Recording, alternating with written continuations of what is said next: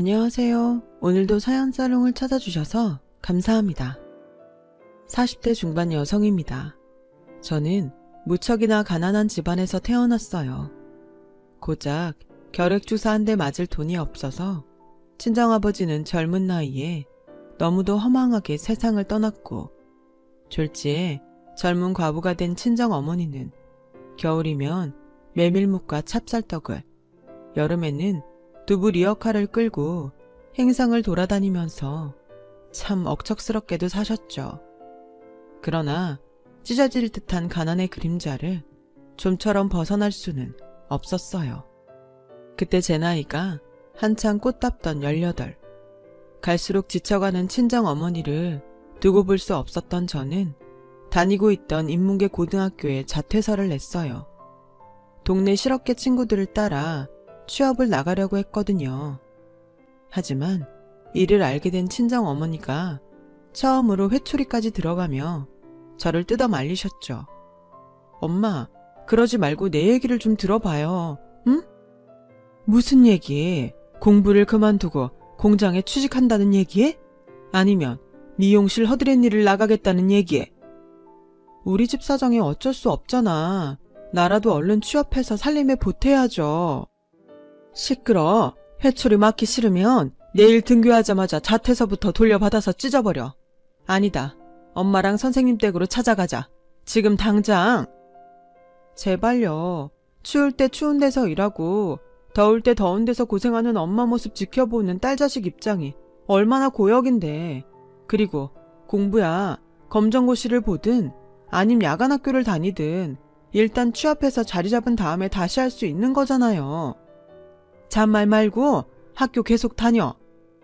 꼭 공부 열심히 한다고 해서 훌륭한 사람이 되는 것도 아닌데 뭐. 그래, 그건 네 말이 맞아. 공부 열심히 해봤자 개차반으로 사는 사람이야 세상에 널렸지. 하지만 지금 엄마가 너한테 해줄 수 있는 최선이 공부밖에 없어서 그래. 못 먹이고 못 입히는 주제에 가르치는 일까지 소홀하게 해버리면 내 가난이 정말 나의 죄가 되어버릴까 봐. 그게 겁나서 그래. 무슨 말을 그렇게 해요. 가난이 어떻게 죄야. 지금까지는 내 엿보이고 팔자라도 죄까지는 아니었지. 근데 만약 최소한의 부모 도리마저 져버린다면, 그래서 내 엿보와 팔자를 자식한테 되물림한다면 그때는 죄가 되는 거야. 가난을 딸에게 물려준 죄인. 엄마는 우리 딸 믿어. 이겨낼 수 있을 거야. 친정어머니의 사랑 덕분에 크게 깨우친 저는 담임선생님에게 사정 해가며 자퇴를 취소했죠. 이후로는 가난한 팔자 따위를 한 번도 탓하지 않으며 굳세고 긍정적인 태도로 살아왔어요. 전기요금을 내지 못해 전기불이 끊길 때면 가로등 불빛에 의지해 공부했고, 전액 장학금을 받고 대학교에 입학할 수 있었어요. 대학생 시절에는 과외 학생네 집에서 차려주는 토스트 간식으로 하루 딱 한 끼, 한 번 끼니를 때우면서도 꿈을 향해 노력했습니다. 그 결과 큰 병원 간호사가 되는 데 성공했죠. 그런 제 삶의 태도는 번듯한 중산층 사모님인 시모가 양가의 경제적 차이를 걱정하며 결혼을 반대할 때도 굴하지 않았어요. 오히려 당당할 수 있게 만들어 주었죠. 제가 짊어진 가난은 살면서 극복해 보이겠다고요. 그리고 저희 말 그대로를 증명해내었어요. 사글세 단칸방에서 시작한 신혼집을 불과 몇 년 만에 전세 신축 아파트로 옮기면서 말이죠. 하지만 시모에게 저는 여전히 가난해서 못마땅한 며느리인 모양이었어요. 저희 부부가 아파트로 이사하던 날 굳이 찾아와 이러더라고요. 너희 그동안 굶고 살았니? 네? 의사도 아니고 간호사 벌이야 세상 뻔한데 집을 너무 빨리 늘리는 게 아닌가 싶어서. 일반적으로는 둘 중 하나밖에 없잖니. 주택복권을 맞았다던가 아님 귀한 남의 집 아들내미 굶겨가면서 둘이 억척스럽게 모았거나. 둘이 억척스럽게 모은 건 맞아요. 근데 아범 굶기지는 않았으니까 걱정 마세요. 설마 하니 가난이 얼마나 서러운지 제일 잘 아는 제가 남편 먹고 입히는 일에 소홀할 리가 없잖아요. 하기사 밑바닥 인생들이야 원체 독한 구석이 있다고들 하니까는. 그렇다고 너무 마음 놓지는 말고 성에 안 차는 며느리라는 건 조금도 달라지지 않았으니까. 난 이만 가볼 테니 주말에 시댁 한번 들리려무나. 요즘 아침나절로 볕이 포근하니 좋은 것이 묵은 이불 빨래랑 대청소랑 좀 해줘야겠어. 가구랑 싹 드러내고 청소해야 하니 준비 단단히 해서 오고. 그런 대접을 받아가면서도 시모를 가장 잘 챙기는 사람은 참 역설적이게도 맏며느리인 저였어요. 젊어서부터 과부가 되었다는 시모를 볼 때마다 똑같이 일찍 과부가 된 친정엄마의 모습이 겹쳐 보였거든요. 그 외로움을 누구보다 잘 알고 있기에 시모의 곁을 보살피기 위해 부단히 노력했어요. 집안도 좋고 서울대 나온 학벌도 좋고 돈도 잘 벌고 사회적으로 인정도 받는 직업을 가진 잘난 작은 동서가 시모를 고리타분한 옛날 사람 취급하며 홀대할 때도 오히려 상대적으로 가난한 제가 시댁의 경조사며 살림살이며 시모 용돈까지 빠짐없이 잘 챙겼어요. 시부모도 부모이니 자식으로서의 사랑과 정을 당연히 베풀어야 한다는 마음가짐 하나로 말이죠. 친정어머니가 고등학교를 자퇴하려던 저를 부모 자식 간의 사랑으로 바로잡아 주셨던 것처럼 말이에요. 하지만 제가 아무리 시댁과 시모에게 사랑과 정을 베풀어 봤자 저를 얕잡아보는 시모의 행동과 정 한 번 주지 않는 태도는 달라지지 않았어요.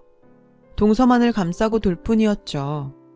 제 잘난 맛에 취해 사는 동서에게는 행여 손에 물이라도 한 방울 묻을까 애지중지 아끼면서도 가난하지만 시모와 시댁에게 정성을 다했던 저한테는 늘 허드렛일 살림꾼 취급만이 돌아왔거든요. 집안 좋은 동서의 아들 돌잔치는 동서가 부탁 안 했는데도 직접 나서서 휘황찬란하게 마련해주며 아부를 그렇게 떨어댔으면서 제 아들 돌잔치 때는 그 흔한 돌반지는커녕 빈손으로 덜렁 나타나가지고서는 심지어 부조금 한 푼 내지도 않으면서 한다는 소리가 글쎄. 내 쪽 손님들은 초대하지 않았으니 너무 서운하게 생각하지는 말거라. 그게 무슨 말씀이세요? 솔직히 그렇지 않니? 네 시댁이 동선애처럼 뻑적지근한 부잣집은 아니어도 나름 사회적 체면이라는 게 있는 집안인데 사회 지도층은커녕 밑바닥 인생들만 앉아있는 자리를 장손 돌잔치랍시고 우리 쪽 귀한 손님들을 모실 수는 없는 일 아니냐고. 저기요 어머님, 이건 너무 지나친 행동 아닌가요? 아무리 가난한 며느리가 싫다고 해도 엄연히 어머님 손자고 핏줄이에요. 이 집안 대의일 장손이라고요. 그런 장손 돌잔치를 축하해줘도 모자랄 마당에 밑바닥 인생들이라뇨. 왜? 내가 어디 틀린 말이라도 했다던? 물론 동선애처럼 판검사니 사장이니 하는 손님들을 모시진 못했어도 저희 쪽 손님들 하나하나 다들 소중한 지인이세요. 제가 근무하는 병원 직원들이랑 의사쌤 분들도 많이 와주셨고요. 그래 봤자 꼴랑 한둘이겠지. 동네 쬐끄만 병원 의사들이래 봤자 딱히 잘난 양반들도 아닐 테고. 제가 어디 병원 근무하는지 정말 모르세요? 며느리한테 어쩜 그렇게 관심이 없을 수가 있어요? 아, 한의원이었던 모양이구나. 동네 쬐끄만 양빵병원이 아니라. 대학병원입니다. 제가 졸업한 대학교 병원. 네가 대학도 나왔었니? 어머님, 이게 누구 앞이라고 목소리를 높여. 내 입장에서는 당연히 고졸이라고 생각할 수밖에 없는 걸. 지나가는 사람들 아무나 붙잡고 물어봐라. 너희 친정 사는 모습 보여준 다음에 딸 자식이 대학까지 나올 수 있는 환경 같으냐고. 대번에 고등학교 검정고시라도 붙었으면 다행이라는 소리 나오지. 됐네요. 제가 무슨 말을 더 할까요? 아니, 얘기 나온 김에 한마디만 더 해야겠다. 넌 어떻게 된 애가 그렇게 두서가 없어. 대학병원 의사쌤들도 많이 오는 자리면 미리 언지를 줬어야지. 미리 얘기했으면요. 그럼 혹시 또 알아? 나 아는 지인 사모님들 쫙 모셔다 놓고 대학병원 의사쌤들이랑 중매라도 서줄지. 그럼 겸사겸사 자리도 빛내주고 얼마나 좋아? 네, 그러시겠죠 뭐. 식사 마저 하세요. 음식 식으면 맛 없습니다. 이처럼 노골적인 무시와 외면, 그리고 동서와의 차별 속에서도 제가 버틸 수 있었던 건 사랑꾼 남편이 있었던 덕분이에요. 남편은 친자식보다 낫다 싶을 만큼 시댁과 시모에게 정과 사랑을 베푸는 저를 늘 고마워했고, 그래서 제가 시댁에 잘하는 만큼 남편도 저희 친정 어머니를 극진하게 대해주었거든요. 또 제가 시모의 행동에 상처받을 때면 바람을 쐬어주며 다독여주고, 한편으로는 저 대신 시모와 맞서주기도 했어요. 그런 남편의 사랑이 얼마나 든든한 방패가 되어주었냐면요. 그런 시모조차 단 한 번도 이혼하라는 말만큼은 절대 입 밖으로 낼 수 없을 정도였어요. 덕분에 저는 시모와의 위태로운 관계를 어렵사리 유지할 수 있었고, 남편과의 사랑도 이어갈 수 있었죠. 그러던 어느 날 천년만년 건강할 줄로만 알았던 친정어머니가 덜컥 백혈병에 걸리면서 상황이 복잡하게 돌아가기 시작했어요. 어느덧 연차가 꽤 쌓인 베테랑 간호사인 저는 남편과 상의한 끝에 신혼집 전세 아파트를 처분하고 친정으로 들어가기로 했어요. 친정 어머니의 곁에 머물면서 간병과 치료에 힘쓰기 위해서였죠. 하지만 시모가 저희 부부와 친정의 합가를 결사 반대하고 나서더라고요. 너희가 사돈댁으로 들어가 버리면 외로운 과부인 나와 시댁은 앞으로 누가 모신다던? 너무 걱정은 마세요. 친정엄마가 백혈병을 극복할 때까지만 머물 예정이거든요. 그동안은 사부인 치료받는 동안 시댁 빨래며 아침 저녁 국인이 반찬이며 그걸 다 해다 바칠 사람이 세상 누가 있다고. 그것도 걱정 마세요. 친정에 들어가 살더라도 어머님이랑 시댁 챙기는 건 지금처럼 똑같이 전혀 소홀하지 않게 최선을 다할 테니까요. 병간호를 꼭 해야겠니? 굳이 출가 외인인 딸 자식도 모자라 남의 집 귀한 아들내미까지 사돈댁에 앉혀놓고. 생각을 한번 해보세요. 작고 사소한 병이라면 저희도 이렇게까지 하지는 않겠죠. 하지만 백혈병이잖아요. 하루아침에 생사가 갈릴 수 있는 위험한 병인데다가 항암 치료는 저리 가라 할 정도로 힘든 과정인데, 명색이 베테랑 간호사 딸 자식인 제가 홀어머니를 돌보는 건 당연한 일이잖아요. 꼴에 말은 잘해요 아주. 누가 들으면 대단한 의사 선생님이라도 되는 줄 알겠다 얘. 물론 의사도 중요하고 훌륭한 직업이지만 간호사도 환자에게는 꼭 필요한 사람이에요. 그러니까 제발 무시 좀 그만하세요. 그렇다니? 그럼 이참에 사돈댁 말고 시댁에 아주 들어와 사는 건 어때? 네? 나도 얼마 전에 병원에서 아주 충격적인 진단을 받았단다. 글쎄 내가 말이다. 류마티스 관절염 초기라더구나. 의사가 아니더라도 류마티스 관절염 정도는 알아들을 수 있지? 팔다리가 자꾸 쑤셔가지고는 거동이 불편해요. 그러니 이참에 시댁에 들어와 살면서 이 CME를 좀 간호해다오. 제발 억지 좀 그만 부리세요. 친엄마고 시어머니고를 다 떠나서 관절염보다는 백혈병 쪽이 훨씬 급하고 심각한 병이잖아요. 코웃음치기는 CME가 고분고분 조용히 말하니까 만만하게 배는 모양인데 나 지금 농담 따먹게 하자는 거 아니다. 되바라지 며느리한테 경고하는 거지. 어머님, 2번 경고하지 않을 테니 똑똑히 챙겨들어. 내 말 무시하고 사돈댁이랑 합가한다면 그날로 넌 닭 쫓던 개 지붕 쳐다보는 꼬라지 되는 거야. 내 재산 단 한 푼도 너에게 상속하지 않을 생각이니 말이다. 아직도 제가 재산이랑 유산 보고 아범한테 접근했다고 생각하세요? 그만 일어서마. 내 할 말은 다 했으니. 시모는 그렇게 제 할 말만 다 해놓고는 자리를 떴고, 황당한 저와 남편은 이후로 며칠 동안 시모를 설득하기 위해 노력했어요. 친정 엄마를 꼭 곁에서 보살피고 싶다고요. 그러나 시모는 입만 열었다 하면 류마티스 관절염 핑계가 그치지를 않았죠. 툭하면 유산 얘기를 하더군요. 저는 단연코 시댁의 재산과 유산에는 단 한 푼어치조차 관심도 없었는데 말이죠. 그런 답 없는 실랑이가 거듭된 끝에 저희 부부는 결국 시모가 도저히 설득 불가능한 사람이라는 걸 깨달았어요. 그래서 시모 설득하기를 포기하는 대신 손 아래 동서내외를 찾아갔죠. 저희 부부는 동서내외에게 당분간 시모를 잘 챙겨달라고 부탁했어요. 따지고 보면 썩 무리한 부탁까지도 아니었다고 생각해요. 한 달에 2번 시댁에 들러 시모와 저녁을 함께 먹어달라는 말을 전했을 뿐이니까요.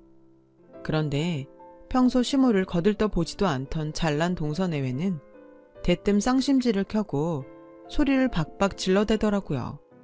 지금 이거 무슨 상황인가요? 조선시대 시집살이 뭐 그런 건가요? 내 말은 그런 뜻이 아니라 어머님이 혼자 적적해 하실까봐 그게 마음에 걸려서. 그거나 뭐가 달라. 결국 맞잖아요, 시집살이. 일단 진정하고, 응? 아, 동서. 내가 지금 진정하게 생겼어요? 한창 예쁘고 젊은 나이에 이 좋은 능력까지 썩혀가면서 졸지에 시댁 파출부로 뼈 빠지게 고생만 하다 늙어 죽게 생겼는데. 그럴 일 없어. 친정 엄마 치료만 마치면 내가 다시. 이봐요, 형님. 그렇게 안 봤는데 사람 너무하네. 가난한 주제에 형님이랍시고 꼬박꼬박 대접해준 나한테 이러면 안 되는 거죠. 부잣집 딸내미 잘 배우고 직업 좋으면 뭐해. 인성이 개차반인데 어디 가서 그런 행동 보이고 그러지 마. 격 떨어지는 졸부소리 들어. 저와 남편은 동서내외에게 인간적인 실망만을 품은 채로 돌아섰고 그날 밤 도착한 동서의 문자 메시지에 또 한 번 크게 분노하고야 말았어요. 저 대신 당분간 시모를 보살피는 조건으로 무슨 견적서를 보내왔더라고요. 딴에는 능력 좋은 고급 인력이랍시고 비싼 인건비를 책정해놓고는 다달이 수백만 원에 달하는 비용을 요구하겠다는 견적서였어요. 뒤이어 도착한 문자 메시지는 더 기가 막혔죠. 저희 부부 형편에 수백만 원 인건비를 지불할 수 없을 테니 그걸 받지 않는 대신 유산 전부를 자기들이 가져가겠다더군요. 이놈의 시댁 식구라는 양반들은 입만 열었다 하면 돈 얘기밖에 할 말이 없는 건지 참. 당연히 저희 부부는 고민에 빠져들었어요. 다만 유산을 동서내외에게 전부 빼앗기지는 않을까 하는 우려는 결코 아니었어요. 벌써부터 돈을 들먹이는 동서내외가 시모를 제대로 모시지 않을 것이 뻔해서 걱정일 뿐이었죠. 그렇게 동서내외를 단념하게 된 저와 남편은 딱히 다른 대안을 찾을 수도 없었죠. 그러는 사이 친정 어머니의 상태가 악화되어서 골수이식을 받아야 하는 상황에 처하게 되었어요. 당장 급하게 골수를 이식해줄 사람이라고는 세상에 하나 남은 혈육인 저밖에는 없는 상황이었죠. 이에 저희 부부는 시모의 결사 반대를 무릅쓰고 친정과의 합가를 했어요. 친정 어머니를 곁에서 보살피며 간호할 겸 골수를 이식해줄 저의 건강을 마음 편한 친정에서 머물면서 관리도 잘 할 겸 해서요. 합가 결정으로부터 며칠 지나지 않아서 이삿날이 닥쳐왔고 저희 부부의 눈앞에는 아주 뜻밖의 상황이 펼쳐졌어요. 줄곧 합가를 결사 반대해왔던 시모가 갑자기 무슨 생각인지 덜컥 나타나서는 이삿짐을 열심히 나르는 게 아니겠어요? 저에게 생전 10원 한 장 쓰는 법 없던 사람이 짜장면 곱빼기에 탕수육까지 손수 사 먹이면서요. 그런 시모를 바라보는 저희 부부의 심정은 불안 반 걱정 반이었죠. 그렇게 잠시 후 정든 전세 아파트를 떠난 이삿짐 트럭이 멈춰서는 순간 저희 부부는 그야말로 아연질색하고야 말았어요. 뭔가 착오가 있는 모양인데요, 기사님. 저희가 갈 이삿짐은 여기가 아니라. 엥? 바뀐 주소가 여기 맞을 텐데. 바꾸다뇨, 누가요? 아까 시어머니라는 사람이 그러더라고요. 이사갈 주소를 잘못 전달했으니 이쪽으로 가면 된다고요. 언제요? 점심 잡수실 때 왜 있잖아요, 짜장이랑 탕수육. 그곳은 원래 목적지였던 친정집이 아닌 시댁이었어요. 전부 시모의 수작이었죠. 일단 저희의 이삿짐부터 시댁에 억지로 들여놓은 뒤에 이삿짐을 인질 삼아 합과 반대를 이어갈 작정인 모양이었어요. 그리고 역시나 시모가 미리 준비해둔 인부들이 우르르 달려들어 이삿짐을 시댁 안으로 옮기려 하더라고요. 시모의 술수에 당할 수 없었던 남편이 인부들을 필사적으로 막아서는 사이 저는 시모에게 달려가 따졌어요. 이게 대체 무슨 짓이죠? 목소리 낮춰. 동네 사람들이 지켜보고 있어. 왜요? 또 그놈의 체면 때문에요? 쪽팔린 줄 아는 사람이 이런 치사한 짓을 벌이나요? 그러게 진즉 내 말을 순순히 들었더라면 이런 사달까지 안 왔겠니? 어머님 신보가 고약해서는 아니고요. 퇴발하진 말투하고는 하긴 방금 그 말투가 너 같은 하층민에게는 딱 어울리는 말투이긴 하구나. 이봐요. 도대체 왜 이렇게까지 하세요? 일단 짐부터 집에 들여다 놓고 천천히 얘기하자꾸나. 나도 뭐 공짜로 들어와 살라는 거 아니라니까는. 아니요. 그렇게는 못하겠는데요. 이대로 트럭 돌려서 친정으로 들어가야겠는데요. 대학까지 나왔다는 것이 이렇게 무식해가지고서는 옛말에 이런 말이 있다. 인명은 제천이라. 사람이 죽고 사는 문제는 어디까지나 하늘에 달린 일이란 뜻이야. 죽을 사람은 어차피 죽게 되어 있어. 죽는다니? 죽긴 누가 죽어? 부정해도 소용없다. 사부인은 하늘이 점주해준 죽음에 가까워졌을 뿐이야. 인간이 어떻게 되돌릴 수 있는 노릇이 아닐 뿐이고. 그러니 곧 저승길 떠날 사부인보다는 부질없는 병간호에 남의 집 귀한 아들내미 인생까지 송두리째 낭비하는 것보다는 남들은 못 받아서 안달인 그 유산, 그 큰돈을 턱하니 안겨줄 내 쪽을 택하는 것이 경제적이고 합리적이지? 말 다 했어요? 혹시 더 할 말 남아있으면 지금 빼먹지 말고 다 해요. 지금이 마지막이 될 것 같으니까. 사부인 장례식은 너가 아들내미 돌 때랑은 다르게 섭섭지 않도록 잘 챙길 테니 허물과도 같은 핏줄의 인연일랑 그걸로 만족하며 끊어내거라. 글쎄요. 그런 사악한 말 같은 건 굳이 안 해도 어차피 끊어질 인연 같은데. 그래, 잘 생각했다. 어여 짐부터 들여놓자꾸나. 정리하고 저녁 차려 먹고 하려면 시간이 빠듯해. 끊어지는 건 당신과 우리의 인연이겠죠. 유산 준다니까! 아니, 우린 이대로 이삿짐 돌려서 친정으로 갑니다. 가서 친정엄마 백혈병 반드시 고쳐놓을 거예요. 우리 엄마 멀쩡히 완치될 거라고요. 그리고 그놈의 유산 따위 처음부터 관심도 없었고 받을 필요도 없어. 우리는 억만금을 줘도 살 수 없는 가족의 사랑 속에서 행복하게 살 거니까. 과연 그럴까?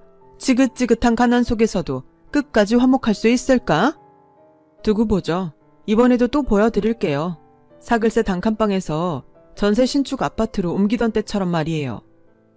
저희 부부는 시모와의 인연을 끊었어요. 이삿짐을 친정으로 옮기며 다짐했고요. 가난하고 부자의 고를 떠나서 시모처럼 가족이고 나발이고 없는 추악한 사람이 되지는 말자고. 그로부터 몇 년 뒤 저희 골수 이식과 헌신적인 간호 덕분에 친정어머니의 백혈병이 완치 판정을 받던 무렵 친정어머니가 건강을 회복하기까지 친정에 몇 달 더 머물기로 결정한 저희 부부에게 뜻밖의 소식이 하나 전해졌어요. 의절한 시모가 위암으로 투병 중이라는 소식이었죠. 다행히도 위암은 치료하기에 가장 용이한 암이었지만 시모의 사정은 나름 되게 딱하더라고요. 시모가 하나 남은 자식인 동서내외에게 간병을 부탁했지만 동서내외는 간병 조건으로 유산 전부를 자신들에게 미리 넘길 것을 시모에게 요구했고 시모의 생명을 인질 삼아 유산을 요구하는 동서내외에게 실망한 시모가 상속을 거부하자 동서내외가 그날로 시모와의 연락을 끊어버린 상황이더라고요. 돈 타령하는 부모에 돈 타령하는 자식인 셈이었죠. 소식을 접한 저희 부부는 갈등에 빠졌어요. 물론 의지할 가족 하나 없이 외롭게 암투병 중인 시모를 향한 동정은 아니었어요. 시모로부터 받았던 마음의 상처가 너무 큰 탓에 쉽사리 용서할 수는 없었거든요. 다만 저희 부부를 고민하게 만든 건 뜻밖에도 막 백혈병을 극복한 참인 친정 어머니였어요. 무슨 소리야. 시모 암투병을 보살펴주라니. 엄마는 화도 안 나? 밉지도 않아요? 그 사람이 엄마를 두고 곧 죽을 사람이라며 얼마나 험한 저주들을 퍼부었는데. 그 양반의 과거 행동은 나 또한 용서할 수 없단다. 나부터가 용서하지를 못했는데 너희에게 너그럽게 받아주라고 할 수 있는 노릇도 아니고. 그럼 됐어. 내 얘기 조금만 더 들어. 용서 못하겠다며. 용서하라고 할 수 있는 노릇도 아니라며. 근데 무슨 얘기를 더. 엄마는 다만 내 딸, 내 사위가 그 양반이랑 똑같은 사람이 되는 걸 바라지 않을 뿐이야. 혼자 외롭게 암투병을 하도록 내버려 둔다면 너희도 결국 그 양반이랑 똑같은 사람이 되는 것 같아서 그게 걱정스럽고 속상할 뿐이야. 그러니 아무리 밉더라도 사람으로서 최소한의 도리는 해주었으면 좋겠어. 도리 할 만큼 다 한 다음에 계속 미워할 땐 그때 가서 미워하더라도 말이야. 좋아요. 그럽시다. 시모 암투병 우리가 보살펴 보겠다고요. 그래. 고맙다. 고마워. 엄마 지금 울어? 아니 왜? 엄마가 고마울 일이 뭐가 있다고. 내가 우리 딸한테 물려주고 싶지 않았던 진짜 가난이 뭔 줄 아니? 물질적인 가난이 아니라 마음의 가난이었어. 마음이 풍족한 딸로 자라줘서 고마워. 그동안 평생 노력한 보람이 있구나. 엄마는 이제 평생 꿈 다 이루었어. 저희 부부가 시모의 간병을 받아들이자 친정엄마는 평생 짊어져 왔던 가난의 서름을 마침내 떨쳐내었어요. 딸 자식 흠없고 반듯하게 잘 키워내었으니 부모로서는 더 바랄 것 없는 법이라면서요. 며칠 뒤 저희 부부는 친정어머니의 배웅을 받으며 친정을 떠나 시댁으로 들어갔고 시모의 암투병 간병을 시작했어요. 그런 저와 남편이 시모에게 단 한 가지 기대하는 점이 있었다면 시모가 저에게 베푼 적 없었던 부모 자식 간의 사랑, 가족의 정, 그거 딱 하나뿐이었죠. 과거의 잘못을 진정 뉘우치고 반성하는 모습 하나면 좋겠어요. 오래지 않아 시모의 병은 완치되었어요. 위암이 치료가 가장 용이한 암이라지만 엄연히 항암 치료와 수술이었으니만큼 대단히 힘든 과정이었죠. 그 과정 내내 저희 부부는 최대한 시모를 보살폈고 그래서 시모의 완치에는 저희 부부의 노력이 뒷받침된 셈이에요. 하지만 치료된 병은 오직 육체적인 병, 고작 위암 하나에 불과할 뿐이었죠. 시모가 앓고 있던 진짜 병인 그놈의 돈타령병은 끝끝내 낫지를 않더라고요. 고맙구나. 내가 오죽이나 미웠을 텐데 이 보답을 어떻게 다 하지? 글쎄요. 앞으로 살면서 지난 잘못들을 다시 하진 않으셨으면 해요. 그래. 내가 너와 사부인한테 잘못한 게 있다면야 돈으로 갚아주지. 네? 간병에 대한 보답도 할 겸 어차피 둘째 아들 내외랑은 연락도 끊겼겠다. 너희 부부를 내 유산의 유일한 상속자로 지정해주마. 대신 앞으로 평생 시댁에 눌러 살아. 예전처럼 청소도 하고 밥도 챙기고. 난 워낙에 귀하게 자라서 살림살이 잘 못하잖니. 표정이 왜 그렇다던? 그게 얼마나 많은 돈인데 좋아서 방방 뛰어도 모자랄 판국에? 하나도 안 변했네요. 아프기 전이나 지금이나. 그렇게 시애미를 못 믿겠니? 어떻게 이 자리에서 유서라도 써주랴? 변호사를 불러다가 공증이라도 받으랴? 그러면 믿음이 가겠어? 그날 저희 부부는 시댁을 미련 없이 떠났어요. 외로운 당신 곁에 부모 자식으로 머물러 달라고 부탁했다면 그렇게 했을 거예요. 어긋나 버렸던 우리와 당신 사이를 되돌려 놓기 위해 필요한 건 유산 같은 돈이 아니라 부모 자식 사이의 사랑과 정이었으니까요. 지난 잘못을 진심으로 뉘우치고 반성하는 인간다운 모습이었으니까. 그런데 어머님은 끝까지 돈이었죠. 그래서 이제 당신을 완전히 포기하려고요. 당신은 세상에 돈보다 중요한 것이 있다는 걸 평생 깨닫지 못할 테니까. 누구처럼 중리산이하는 저주 같은 건 퍼붓지 않을게요. 굳이 그러지 않아도 앞으로 어떤 삶이 남아있을지 뻔히 보이거든요.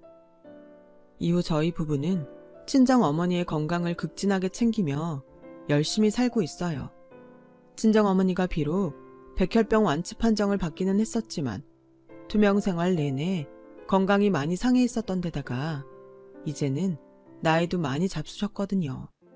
물론 저희 부부의 사랑 덕분에 하루하루 부쩍 건강해지고 있는 중이기도 해요. 반면 시모는 결국 자식 하나 없이 외롭게 늙어가는 처지가 되었어요. 가뜩이나 유산 다툼으로 인해서 시모와 연락 끊고 살던 동서내외가 시댁의 유일한 상속자로 저희 부부를 지정하려고 했던 시모의 소식을 듣고 냅다 쳐들어오더니 아주 호적까지 파서 나가버릴 기세로 깽판을 쳤다더라고요. 당연히 그들과의 관계는 완전히 박살이 나버렸고요.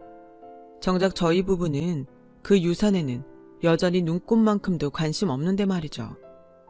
암튼 그래서 시모에게 남은 앞날이라고는 비록 돈은 많지만 어깨 기댈 가족 하나 없이 쓸쓸한 노후가 고작이에요.